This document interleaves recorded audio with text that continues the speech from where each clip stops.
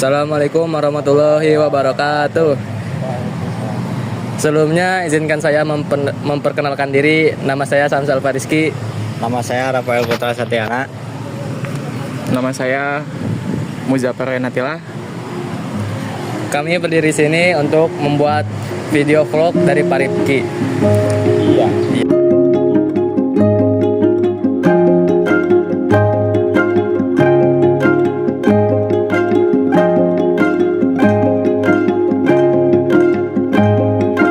Balai Payawangan Diorama Nusantara merupakan bagian dari kompleks museum di Purwakarta yang didirikan atas inisiatif Bupati Deddy Mulyadi. Museum ini dirancang untuk menyajikan sejarah Indonesia secara komprehensif dari masa prasejarah hingga era modern dengan memanfaatkan teknologi digital dan multimedia yang interaktif. Oke, di sini saya akan menjelaskan tentang masa prasejarah Balai Payawangan Diorama Nusantara.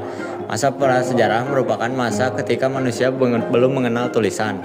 Istilah lain dari prasejarah adalah nirkela, yang berarti masa ketika tidak ada tulisan, atau protosejarah yang memiliki makna masa transisi dari masa ketika tidak ada tulisan menuju masa ketika manusia mengenal tulisan.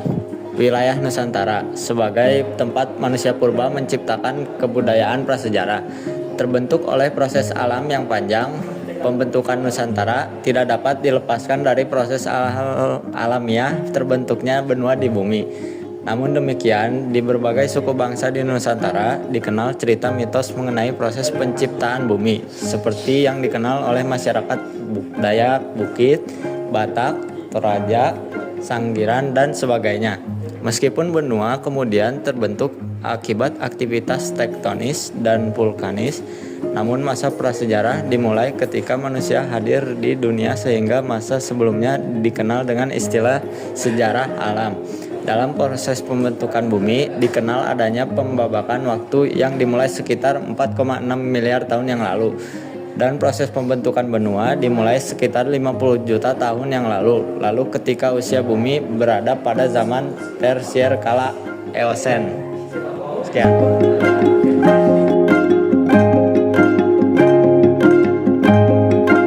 Di sini saya akan menjelaskan tentang sebaran manusia purba di Indonesia.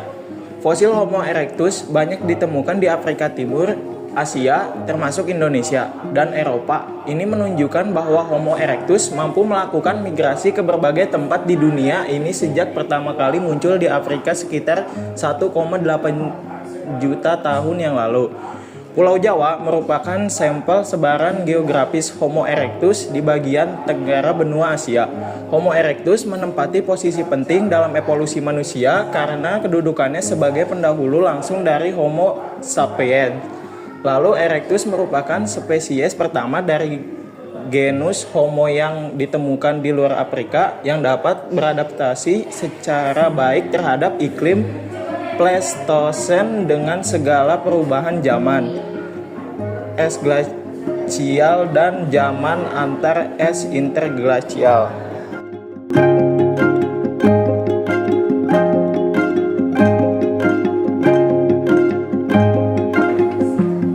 Oke, sekarang kita akan lanjut ke ruangan berikutnya. Let's go.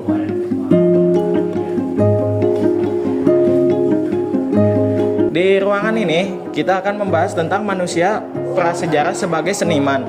Kehidupan di dalam gua melahirkan rasa seni manusia untuk menuangkan segala hal berkaitan dengan perjuangan, pengalaman, dan harapan dalam bentuk lukisan, dinding, gua, atau karang. Pada dinding gua atau karang, mereka menggambarkan segala bentuk seperti binatang yang menjadi buruan, manusia perahu sebagai kendaraan arwah nenek moyang maupun cap-cap tangan. Lukisan-lukisan ini dibuat dengan menggunakan cat dari bahan alam berwarna merah, putih, dan hitam.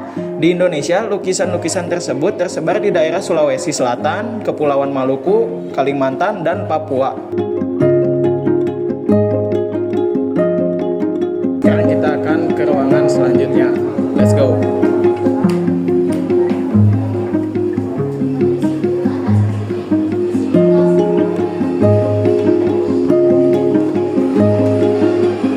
Di sebelah sini ada ruangan yang memperkenalkan kerajaan tentang Islam.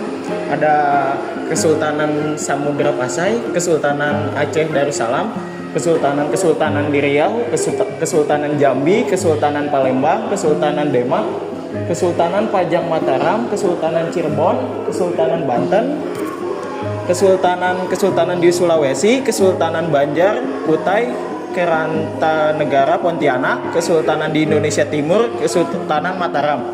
Dan sekarang kita akan lanjut ke ruangan selanjutnya saja.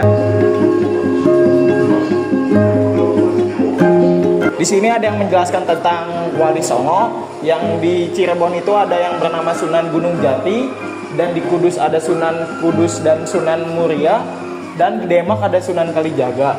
Di Lamongan ada Sunan Derajat, di Tuban ada Sunan Bonang, Gresik ada Sunan Gresik dan Sunan Giri, Surabaya ada Sunan Apel. Di belah situ ada foto-foto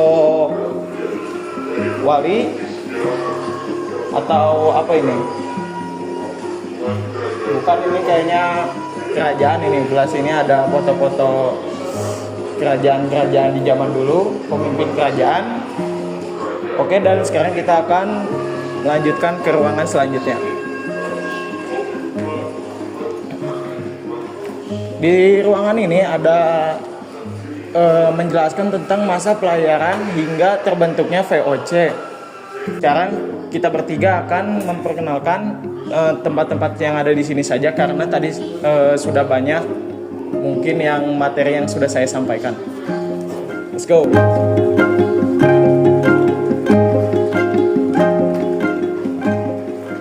Di belah sini ada akulturasi budaya, dan di belah sini ada arsitektur Hindu, Buddha, Islam, dan Kristen. Dan di belah sini ada Candi Borobudur. Di sini juga ada masuknya Islam di Nusantara.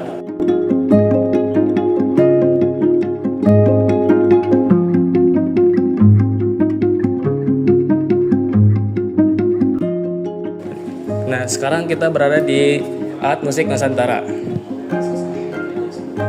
Nah, di sini ada berbagai macam alat musik Nusantara. Yang pertama ada sasando, sampe, triton, karinding, seruni kale, nafitri, saluang, tifa, rapai, calung, talindo, gesok-gesok, rebab, angklung, dan aramba. Oke, lanjut kita ke ruangan selanjutnya. Nah, sekarang teman-teman kita berada di ruangan seperti kapal gitu ya. Jadi ini tuh kayak mainan atau inilah. Oke, sekarang kita sudah ada di ruangan terakhir, yaitu warisan budaya tak benda Indonesia. Di sini ada warisan budaya angklung, ada warisan keris, ada warisan wayang, batik, tari saman, noken, dan masih banyak lagi ya. Di belah situ juga ada ini apa buat kuda ya. Ya, mungkin itu saja yang bisa saya dan teman-teman saya sampaikan.